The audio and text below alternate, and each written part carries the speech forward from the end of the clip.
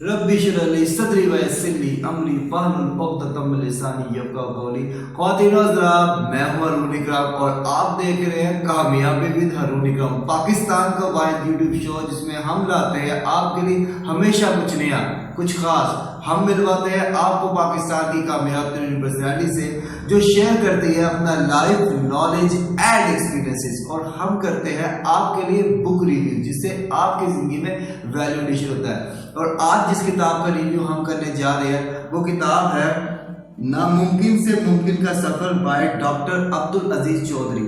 Doctor Abdul Aziz Chaudhary Pakistan के उन लोगों में शुमार होते हैं जिन्होंने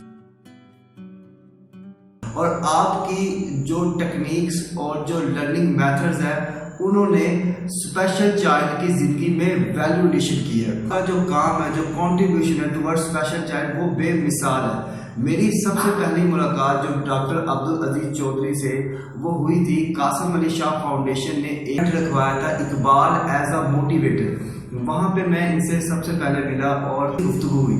उस वक्त मुझे मालूम नहीं था कि इन्होंने कोई किताब लिखी है।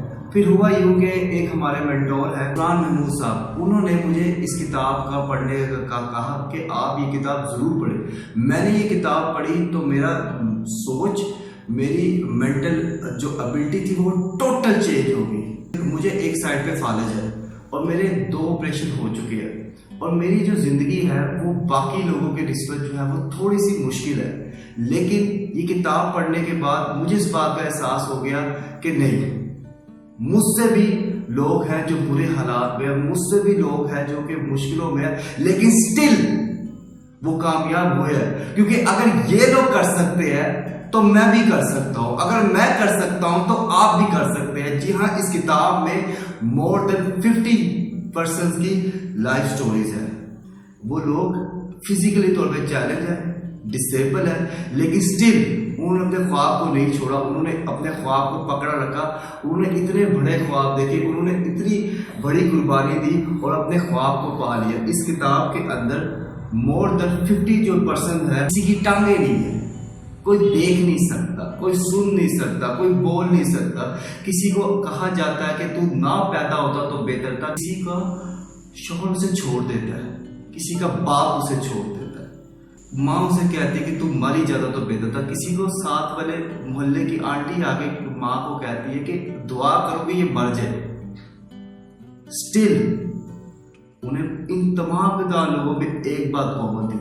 इन तमाम के तमाम लोगों को पता था कि हम आए हैं इस दुनिया में बेमकसद नहीं आए, क्योंकि अल्लाह रब्बुल इज्जत ने किसी को बेमकसद पैदा नहीं किया। अल्लाह ने मकसद बना के भेजा है। और तमाम के तमाम लोग मुसलसल मुस्तकिल मिजाजी से करते गए और आज हम तमाम के तमाम लोगों को जानते हैं as a role model, as a inspiring personality, as a motivator, as a sensational superstar. हम लोग उनको इस तरह से जानते हैं। आपको ये किताब क्यों पढ़नी चाहिए? बसा औक़ात हमारी ज़िंदगी में इस तरह का मकाम आ जाता है कि हम लोग नाकाम हो जाते हैं, हमारी उम्मीद टूट जाती है, अचानक हमारा कारोबार बंद हो जाता है, अच्छी खासी जिंदगी में भूचाल आ जाता है, हमारे रिश्ते टूट जाते हैं, अचानक माजूरी हो जाती है। उस वक्त हमें कुछ नजर नहीं आता, हमें लगता है कि हमसे नहीं हो पाएगा, हमें हर जगह पे हमें अंधेरा ही अंधेरा नजर आता है। तो ये किताब उस वक्त आपकी रहनुमाई करेगी, क्योंकि इस किताब में उन लोगों के मसाइल हैं, उन लोगों की बातें हैं, वो लोग हैं जिन्होंने यकीन कीजिए आपसे टफ टाइम देखा है, जिन्होंने आपसे बहुत ज़्यादा टफ टाइम देखा है। और अगर ये लोग कर सकते हैं तो मेरे ख्याल में आप भी कर सकते हैं। और ये किताब उन लोगों के लिए भी है जो कि आप माने ना माने, हमारी नाकामी की असल वजह हमारी अपनी सुस्ती, हमारी अपनी नालायकी, हमारी अपनी बेयकीनी, हमारा अपना फोकस ना होना, हमारा अपना मकसद पे काम ना करना ही है, और हमारा अपनी तकदीर को रोते रहना ही हमारी नाकामी की असल वजह है। इस किताब के अंदर उन तमाम लोगों की स्टोरीज है जिन्होंने हार नहीं मानी, जिन्होंने अपनी तकदीर का रोना नहीं रोया, जिन्होंने साबित किया है कि अगर मैं जिंदा हूं, अगर मैं सांस ले रहा हूं, अगर मुझे अल्लाह ने एक भी सांस दी तो मैं उस सांस का बदला कुछ करके दिखाऊंगा, कुछ बन के दिखाऊंगा, किसी ना किसी जरिए से कुछ करके दिखाऊंगा। तो आप 12 किताबों के मुसन्निफ बन जाते हैं, हेलन केलर बन जाती है। एक शख्स 22 साल की उम्र में उसको इस तरह की बीमारी हुई कि अगले जिंदगी के 50 साल उस शख्स ने एक व्हील चेयर पे गुजारे। उस शख्स को वो बीमारी हो जाती है जो कि लाखों में एक बंदे को होती है, और उस बंदे का सिर्फ एक मसल आंख झपकती है, बस उसके अलावा उसका कोई जिस्म का हिस्सा काम नहीं करता, और डॉक्टर उसे कह देते कि वो अगले साल फौत हो जाएगा। लेकिन वो शख्स अपनी जिंदगी के 50 साल जीता है, और वो इतना जबरदस्त शानदार अपनी एक आंख से काम कर दिखाता है जो कि लोग पूरी जिंदगी कर नहीं पाते। उस शख्स को दूसरा आइंस्टाइन कहा जाता है, और उसकी ब्लैक होल थ्योरी को सारे लोग मानते हैं, जिसे हम लोग स्टीफन हॉकिंग कहते हैं।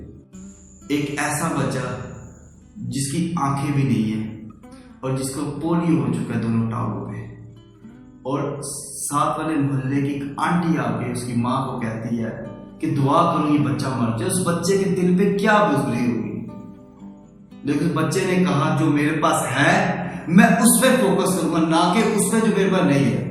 वो बच्चा सुन सकता था, वो बच्चा बोल सकता था, उसने अपने बोलने की सुनने की स्किल को इतना कमाल बनाया, इतना कमाल बनाया, इतना उस पर काम किया कि आज हम मोहसिन नवाज को हर पाकिस्तानी जानता है रेडियो पे। एक और पर्सन जिसके हाथ भी नहीं, जिसके पाँव भी नहीं है, वो शख्स दुनिया का मशहूर तरीन मोटिवेशन स्पीकर है, निक वोजिजिक। वो शख्स कहता है कि जब मैं पैदा हुआ तो मेरी माँ ने दुआ की कि ये मेरे घर ही क्यों पैदा हुआ है, और वो शख्स हर चीज के लिए दूसरों का मोहताज है, लेकिन उसके पास जुबान थी, उसने जुबान पे फोकस किया, उसने जुबान की स्किल को इम्प्रूव किया, और बंदे को आज इंटरनेशनल तौर पे बंदा मशहूर है। देखें, अगर आप इस तरह से सोचेंगे कि आपके पास जो नहीं है तो आपको वही मिलेगा जो आपके पास नहीं है। अगर आप उस चीज पे काम करना शुरू कर दें जो आपके पास है, तो आपको वही मिलेगा जो आपको चाहिए। और एक बात कभी दुनिया में न भूलिएगा,